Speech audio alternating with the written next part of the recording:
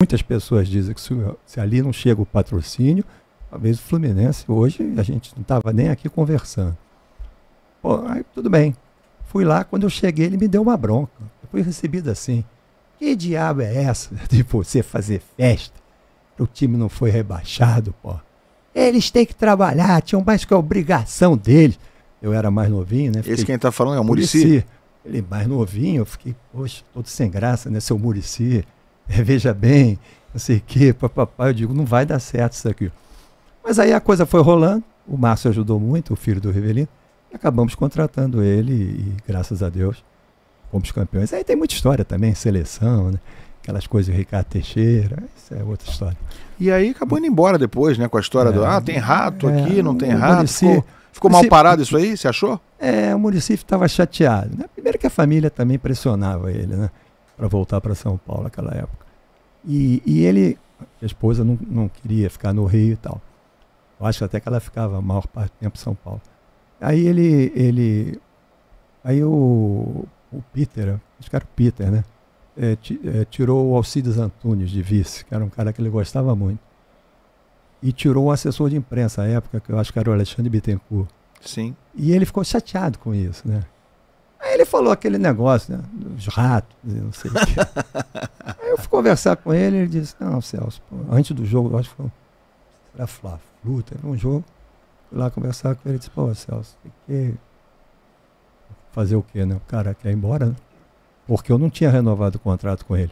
Eu tinha quer dizer, uma promete, quer dizer, não sei se já tinha assinado, sei lá, uma coisa assim. Porque ele usou isso na seleção, né? Na seleção, antes, eu falei com ele, Muricy, eu quero renovar o teu contrato, sem saber que ele ia na seleção. Acertamos tudo, mas não assinamos. E aí veio aquele negócio da seleção. E aí tem a história que ele manteve a palavra. Não foi só isso. Né? O que foi, então? Ele não gostou da conversa com o Ricardo Teixeira.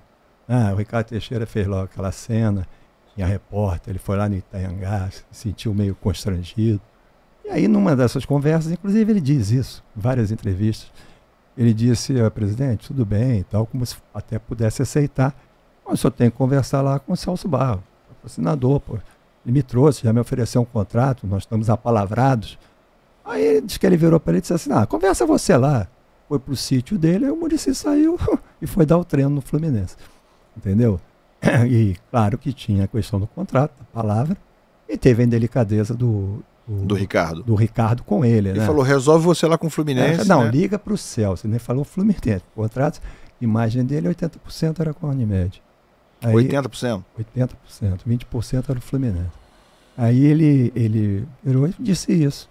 Aí voltou, chegou, foi muito engraçado, inclusive, porque eu digo, a imprensa toda, aquele salão lindo do Fluminense, e aí estava eu, o Alcides, e o Orcade chegou, o Orcade com aquele estilo dele, né?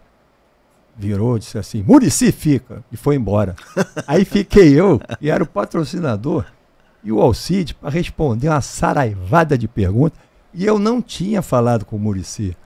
Ele foi, eu não falei com ele, estava administrando com o Márcio falou assim, calma, presidente, não sei o quê. O que para nós seria uma desgraça, né? Chance de ser campeão, fomos. Ele sair ali no meio seria muito ruim. E aí foi bom, campeão brasileiro. É interessante isso também, as pessoas falam, o nego fala um bocado. O Fluminense tem quatro brasileiros, né? 2 foram no nosso período. E na era dos pontos corridos, foram os 2 únicos campeonatos que o Fluminense disputou. Venceu, né? 2010, 2012. E eu considero o Campeonato Brasileiro o campeonato mais difícil que existe na temporada do Brasil, um dos mais difíceis do mundo. Né? Eu fiquei meio impressionado até com o nível dos jogos que eu vi desse campeonato agora. E eu fiquei olhando, poxa, ontem o Ceará meteu 2 no Bragantino, o Bragantino reagiu, foi 2-2, né? O jogo do Botafogo e Palmeiras foi um jogaço, Flamengo e Inter outro jogaço. Quer dizer, os jogos têm sido assim, muitos jogos interessantes. São Paulo Sport. O do Fluminense foi muito ruim, né? Muito ruim. Muito ruim. Então, eu estava comparando esses times, quer dizer, pelo que se viu ali, o Fluminense, claro. Está muito atrás, né, Celso? Estamos começando o campeonato. Aí tudo bem. Isso aí não tem nada a ver. Mas a 19ª posição nossa, só atrás do Mirassol, que também fez um... Só à frente do Mirassol. À frente do Mirassol, que também fez até no final deu uma canseira no Cruzeiro.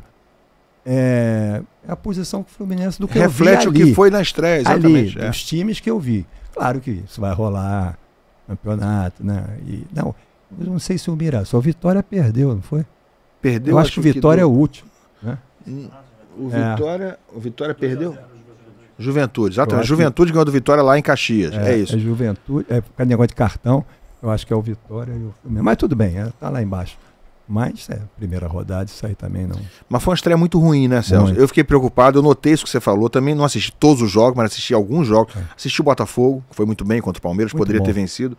Assisti o Vasco, que fez uma estreia boa em São Januário. O Vasco e o Vasco com o Santos. Um jogaço também. Aqueles jogaços que eu digo assim, muita luta, muita intensidade. Trocação. Aí você olha o time do Fluminense.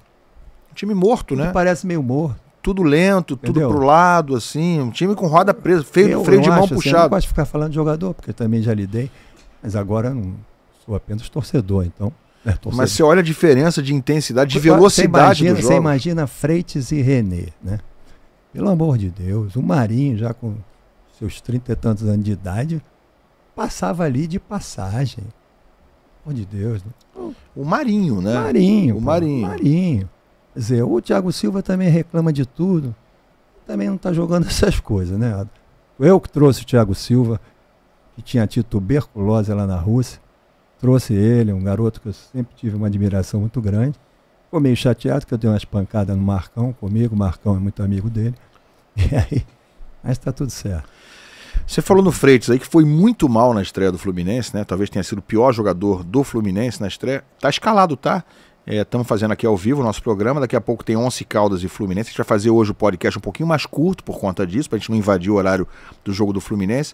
E saiu a escalação. O Freitas está confirmado. Eu achei que ele botaria o Ignacio hoje, o Marcão, por conta da atuação ruim do Freitas, mas a zaga vai ser Thiago Silva e Freitas, René na esquerda, Martinelli, Hércules e Lima, Canóbio, Arias e Cano. É o mesmo time que perdeu no Fortaleza, com exceção daquela troca inicial, quando o Mano tirou o Serna e botou o Lima. É aquele time que começou a jogar a partir dos 12 minutos de jogo. Tudo bem, eu não vou falar do jogo assim, mas o poderoso Once Caldas é o 10º colocado no campeonato colombiano. Né? 10º colocado. Então, vamos ver, né? Tem obrigação, né? Tem obrigação. Teoricamente, pô.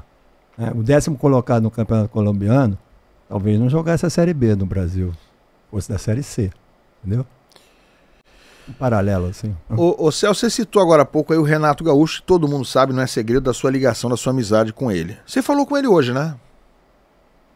E aí? Não falei com ele. Não falou com ele hoje? Não. Não falou? Não. Achei que você Conversei tinha falado com ele essa semana, bom. mas... Essa semana.